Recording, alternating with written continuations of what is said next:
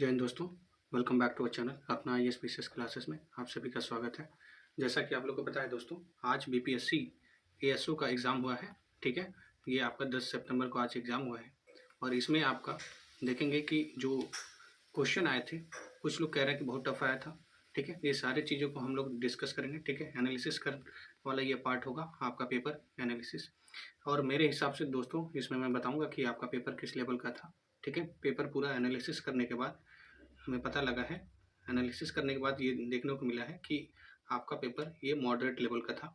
ठीक है, हालांकि कुछ क्वेश्चंस आपके टफ कैटेगरी के थे, जैसे आपका केमिस्ट्री में क्वेश्चंस आपके टफ पूछ दिए थे। ठीक है, ज्योग्राफी में एक आपका रसिया वाला पूछ दिया था। ठीक है, तो ये आपके क्वेश्चंस ये आपके टफ वाले थे। बाकी अगर देखा जाए ओवरऑल जो पेपर था आपका ये मॉडरेट ही था। ठीक है, और इसमें जो देखेंगे दोस्तों, ये आपका जो बहुत लोगों को तो पता ही नहीं होगा, ये हल्ला थोड़ा मच गया है कि जो आपका 71 बीपीएससी होने वाला है, ये आपका हूबहू इसी के तरीके से होने वाला है पेपर। तो इस समय आप देखेंगे दोस्तों, आपको बिल्कुल भी इस चक्कर में नहीं पड़ना है। आपको पूरा अपना जो आपकी फोकस है, पूरा का पूरा रिवीजन पे जाना चाहिए। एंड आई होप कि आप लोग रिवीजन बहुत अच्छे से कर रहे होंगे। ठीक है, और रिवीजन इज़ द की। अगर लास्ट समय में अगर आप ये पेपर देख के होपलेस हो जाएं कि इस तरीके का क्वेश्चन पूछ दिया है, इतना डीप पूछ दिया है, अलग अलग तरीके के, तो हालांकि ये आपका जो पेपर था इसमें मैथ्स प्लस रीजनिंग जो होता है ना दोस्तों, ये दोनों ज़्यादा क्वेश्चन पूछे जाते हैं। और आपका 71 बीपीएससी में देखेंगे मात्र 10 क्वेश्चन आपके मैथ्स के होते हैं। ठीक है, तो ये सारी चीज़ें ध्यान रखिएगा। और इसमें जो आपका एएसओ में पूछा है, आपका हिस्ट्री आसान था। ठीक है, हिस्ट्री आसान था। आप देखेंगे करंट अफेयर्स भी आसान था, हालांकि करंट अफेयर्स 2024 का ज़्यादा पूछा है। ठीक है, 2025 वाले में 2 या 3 ही क्वेश्चन है आई थिंक। तो यहाँ पे आपको देखने को मिलेगा कि जो हिस्ट्री के क्वेश्चन है, इवन बिहार स्पेशल क्वेश्चन है, तो ये सारे क्वेश्चन आप देखेंगे इजी लेवल के थे। ठीक है, आप डुएबल थे, आप कर सकते हैं।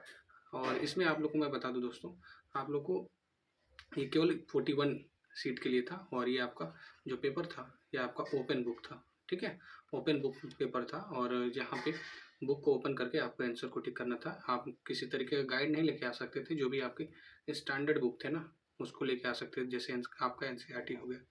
तो यहाँ पे हम लोग देखें कि जो एसओ का एग्ज़ाम था ओवरऑल आप लोग को देख के चलना है कि किस किस पोर्शन से क्वेश्चन पूछा है। ठीक है, साइंस में देखेंगे तो आपका प्लांट वाले पोर्शन से पूछा है। ठीक है, तो ये सारी चीज़ें आप देख लेंगे कि किस किस पोर्शन को टच किया है। बस बाकी जिस तरीके से आप रिवीजन कर रहे हैं उस रिवीजन को अच्छे से करते रहिएगा। ठीक है, और आपका जो 13 सितंबर को होने वाला है एग्ज़ाम, वो आपका बहुत ही अच्छा जाएगा। ठीक है, बिल्कुल आप घबराइएगा नहीं। ठीक है दोस्तों, तो एक आप लोग से यही रिक्वेस्ट था कि आप लोग बिल्कुल भी डरना नहीं है। ठीक है, और यही आप लोग को ध्यान में रखना है कि जो भी चीज़ें हो रही हैं आपका बेस्ट हो रहा है। अभी तक जो मैंने प्रिपरेशन किया बहुत अच्छे से किया है। ठीक है, तो ये सारी चीज़ें ध्यान में रखिएगा। मैं सोचा आप लोग से मैं बात कर लूँ और थोड़ा मैं बता दूँ आप लोग को, ये एक रिस्पॉन्सिबिलिटी भी बन जाती है। ठीक है दोस्तों, तो ये ओवरऑल हमारा ये एनालिसिस रहा है पेपर का। ठीक है, पेपर आप देखेंगे ड्यूएबल था। ठीक है, क्वेश्चन आए थे आपके हिस्ट्री से, क्वेश्चन आए थे, पॉलिटी आपका बहुत आसान था। ठीक है, तो ये आप देखेंगे कि इसी तरीके के क्वेश्चन आएंगे आपके 71 बीपीएससी में। ठीक है, और इसी के मिलता जुलता रहेगा। ठीक है, और इस तरीके का आप बिल्कुल भी लोड ना लीजिएगा कि अभी हमारा इतने टाइम कम समय है, ये प्रिपरेशन नहीं है, ये नहीं है। अभी जो आप कर रहे हैं बस वही करते रहिए। बस एक बार इस पेपर को देख लीजिएगा और मैं इसके लिए आप देखेंगे कि कल मैं इसके लिए आंसर की ला दूंगा। ठीक है दोस्तों, तो आंसर की इसका ला दूंगा क्योंकि एक्यूरेट आंसर की देना बहुत जरूरी हो गया है। ठीक है, तो ये सारी चीज़ें ध्यान रखना है। ठीक है दोस्तों, अपना ध्यान रखिए। थैंक यू, जय हिंद, टेक केयर।